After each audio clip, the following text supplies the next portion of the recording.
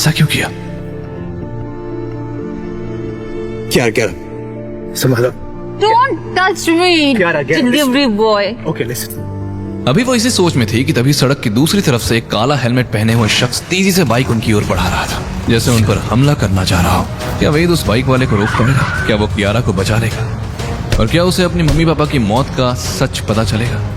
सावित्री के पास कौन से जवाब है जो वेद की जिंदगी हमेशा के लिए बदल सकते हैं? क्यों करवाई उन्होंने वेद और कियारा की शादी? ब्लैक हेलमेट वाला बाइकर सीधा वेद और कियारा की तरफ आ रहा था, जैसे मौत ने सुपारी ली और वक्त के कांटे आज रुकने वाले हों। वेद ने कियारा को अपने पीछे खींच लिया, लेकिन तभी कुछ अजीब हुआ।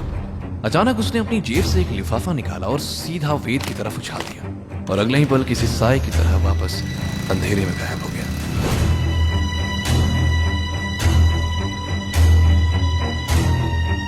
क्या ये भी उसी मिस्ट्री मैन के आदमी तो नहीं?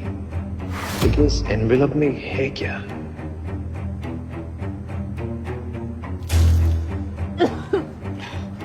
क्या रहा?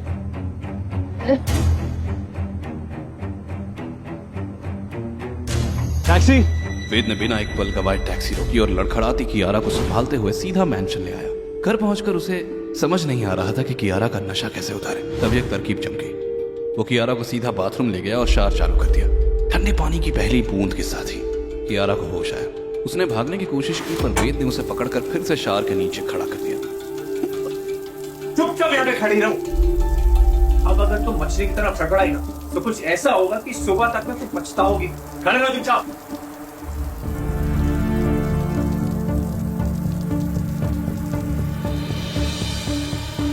मैं क्यों पछताऊंगी?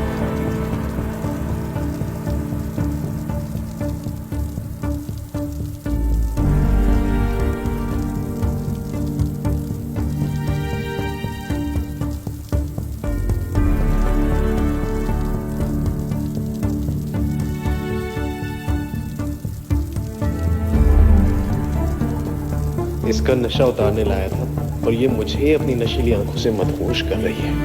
ये लड़की का चक्कर बहुत भारी पड़ेगा बाबू भैया।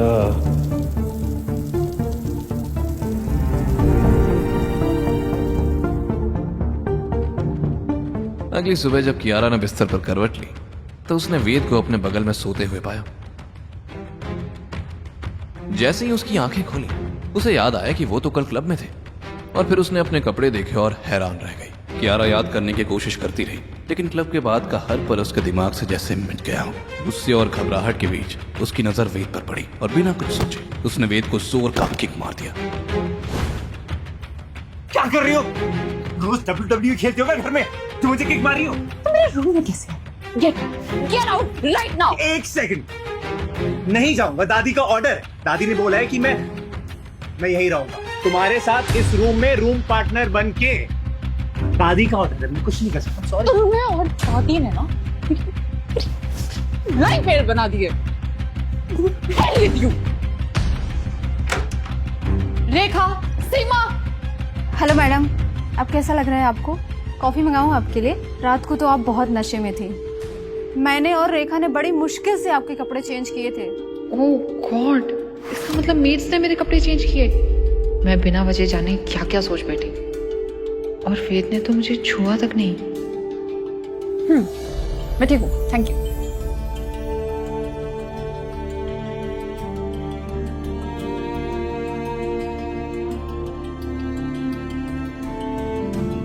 अचानक से वेद को याद आया कि वो एनवेलप जो कल रात उस बाइकर ने तेज रफ्तार से भागते हुए वेद की तरफ फेंक दिया था, कल रात कियारा के नाटक में वो टेबल पर ही छूट गया था। वेद तुरंत एनवेलप उठाकर देखने लगता है, तभी उसकी नजर एक खास निशान पर पड़ती है। फोटो के कोने पर एक पुरानी मोहर लगी थी, वही मोहर जिसने उसने अपने पापा के पास बार बार देखा था। वेद के दिमाग में सवालों के घोड़े दौड़ रहे थे। ये तो उसी फोटो का दूसरा हिस्सा है जो दादी के पास से चोरी हो गया था। फोटो उस आदमी तक पहुंची कैसे, और उसका असल चेहरा क्या है? तभी जब उसने एनवेलप में फिर से हाथ डाला, अंदर से एक चिट्ठी निकली। सच जानना चाहते हो तो यहाँ पहुंचो। मुझे लगता है सच का दरवाजा यहीं से खुलेगा। वेद दिए गए पते पर पहुंचा, एक पुरानी जर्जर बिल्डिंग। अंदर घुसते ही उसकी नजर खंडर के छोर पर खड़े एक लंबे हट्टे कट्टे आदमी पर पड़ी। गंजा सर, खतरनाक टैटूज, लंबी दाढ़ी, मूंछ। ये कोई आम आदमी नहीं था। मुझे यकीन था कि तुम जरूर आओगे। ये क्या खेल खेल रहे हो तुम? अब मुझे यहाँ बुलाने का मकसद? फोटो डिकोड हो गया। वो शख्स वेद की तरफ पलटा। वेद जवाब का इंतजार करता रहा, पर वो आदमी हाथ बांधकर चुपचाप खड़ा रहा। ये देखकर वेद का गुस्सा और भड़क उठा।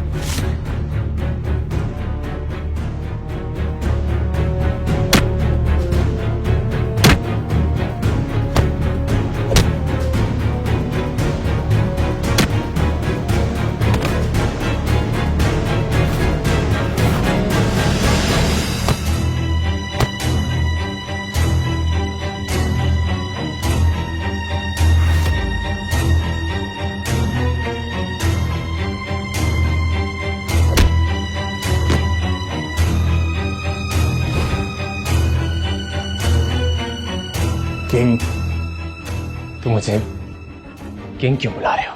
क्योंकि तुम्हारे पापा के बाद तुम ही किंग हो।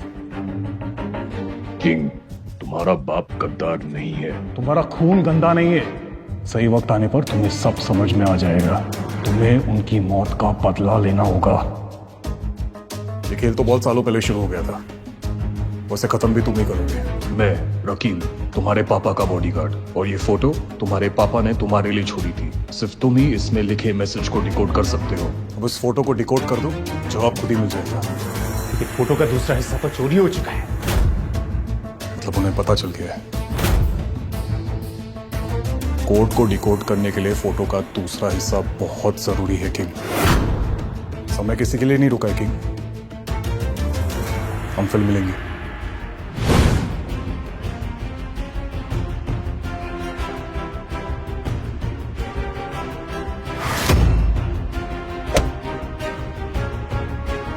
ये रकीम क्या वाकई लॉयल था या कोई दुश्मन? डैड आखिर कौन थे?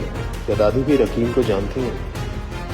अगर ये चाल भी है तो एक बात तो तय है, ये कोड सिर्फ मेरे लिए नहीं, उस मिस्ट्री मैन के लिए भी बहुत ज्यादा इंपॉर्टेंट है। कुछ देर बाद कियारा कंपनी पहुंची, मगर वेद की हरकतों से उसका मूड पूरी तरह खराब था। सीधे सीधे बता नहीं सकता था कि मेड्स ने कपड़े बदले। इडियट। कियारा ने लैपटॉप खोला तो देखा मिस्टर के का एक ईमेल आया हुआ था, और उसके अंदर जो लिखा था वो देखकर कियारा की आंखें फटी की फटी रह गई। आज 1 महीना होने वाला है, लेकिन तुम कंपनी के फ्रॉड्स को ढूंढ नहीं पाई। This is my last warning, find the Twitter soon, वरना सब कुछ बताओ। Last warning. मेरी टीम पिछले 1 महीने से सब कुछ ट्राई कर चुके हैं। I don't know what to do. तभी उसके चाचा जी यशवंत रायजादा केबिन में दाखिल हुए। उनके हाथ में एक फाइल थी। यारा, तुमने अभी तक ये डील साइन क्यों नहीं की? यू नो, मिसेस सब्बरवाल की ये डील हमारी कंपनी के लिए गेम चेंजर हो सकती है। गुड मॉर्निंग चाचा जी, प्लीज बैठिए ना।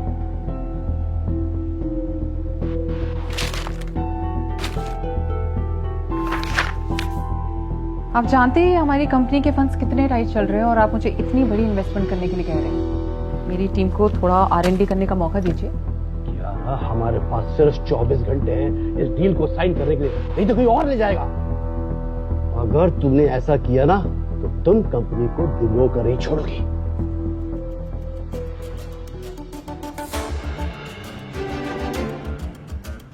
मैं इस कंपनी को कभी डूबने नहीं दूंगी। आफ्टर ऑल मेरे डैड, मॉम और दादी की मेहनत है। और बात रही इस डील की, तो जब तक मिस्टर सब्बरवाल की कंपनी के बारे में मैं रिसर्च नहीं करती, मैं साइन नहीं कर सकती। I am sorry. सुबह सुबह किसकी डिलीवरी देने आया है? हाँ? कंपनी का स्पेशल एम्प्लॉय कार्ड देखकर गार्ड हड़बड़ाया। Sorry sir.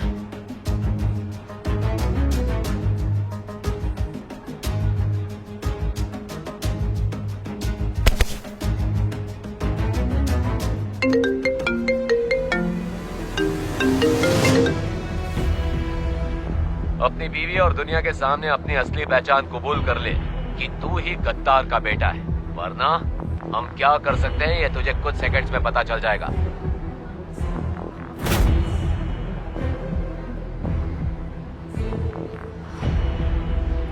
बीवी मतलब किसी और को मेरे और कियारा की शादी के बारे में पता है? और मेरे पास्ट के बारे में भी। ये ख्याल आते ही वेद सीधा कियारा के कैबिन में घुस गया। अरे रुको रुको रुको, you can't go inside without permission. वो अंदर कैसे आया? तुम्हें किसने आने दिया? Get out now, get out. चाचा जी ये मेरा नया असिस्टेंट है, इसे दादी ने अपॉइंट किया।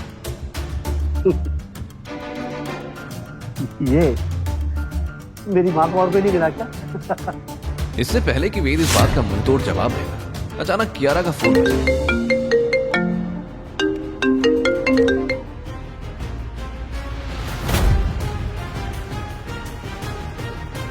What?